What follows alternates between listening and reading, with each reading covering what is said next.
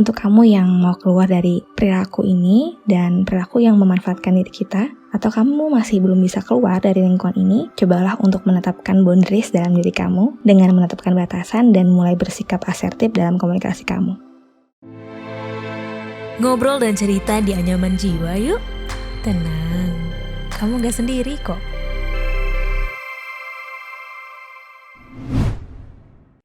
Buat kamu, para fresh graduates yang pengen tahu serba-serbi dunia kerja profesional, serta hak dan kewajiban karyawan dan perusahaan, yuk dengerin Podcast Obsesif, persembahan Medio by KG Media, hanya di Spotify.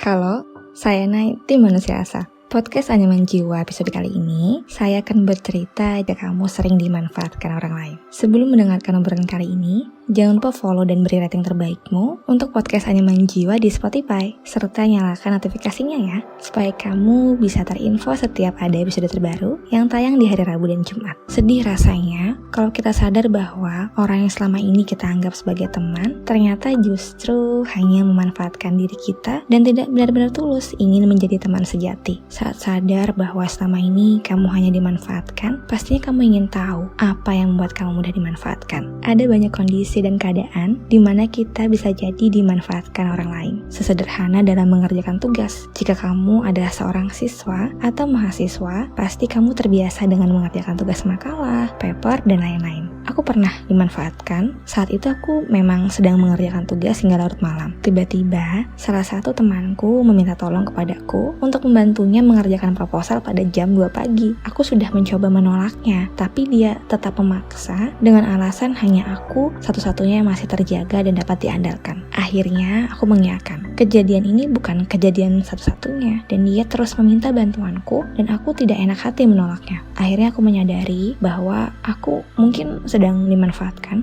Menurutku, ada beberapa faktor kenapa terkadang kita sering dimanfaatkan orang lain. Salah satunya, kita tidak berani tegas dan tidak berani menolak. Dalam keadaan yang mendesak, kita memang mungkin tidak mampu dan tidak apa-apa untuk menolak dengan catatan memberikan penjelasan kepada orang tersebut dengan bahasa dan penjelasan yang tentu saja tidak menyakiti perasaannya. Salah satu caraku untuk menghadapi orang-orang yang mungkin suka memanfaatkan diri kita dan bantuan kita ialah dengan melakukan komunikasi asertif. Asertivitas adalah perilaku interpersonal yang mengandung pengungkapan pikiran dan perasaan secara jujur dan relatif langsung. Langsung yang dilakukan ini yaitu dengan cara memperhatikan perasaan dan kesejahteraan orang lain. Seseorang dapat dikatakan berperilaku asertif jika dapat mempertahankan dirinya sendiri, mengekspresikan perasaan yang sebenarnya, dan tidak memberikan orang lain izin untuk mengambil keuntungan dari dirinya. Pada saat bersamaan, individu juga mempertimbangkan bagaimana perasaan orang lain tersebut. Keuntungan berperilaku asertif mendapatkan apa yang kita inginkan tentunya, dan biasanya dapat membuat orang lain juga tidak marah. Untuk kamu yang mau keluar dari perilaku ini dan perilaku yang memanfaatkan diri kita, atau kamu masih belum bisa keluar dari lingkungan ini, cobalah untuk menetapkan boundaries dalam diri kamu dengan menetapkan batasan dan mulai bersikap asertif dalam komunikasi kamu. Tujuan aku cerita karena kamu gak sendirian. Ada aku dan teman-teman lainnya yang sedang berjuang untuk kesehatan mentalnya agar lebih baik. Kamu harus semangat ya.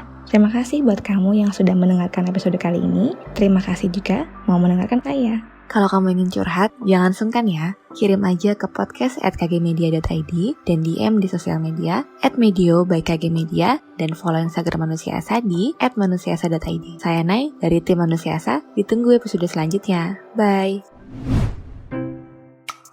Yah, udah selesai episode kali ini. Tungguin episode Anyaman Jiwa selanjutnya ya.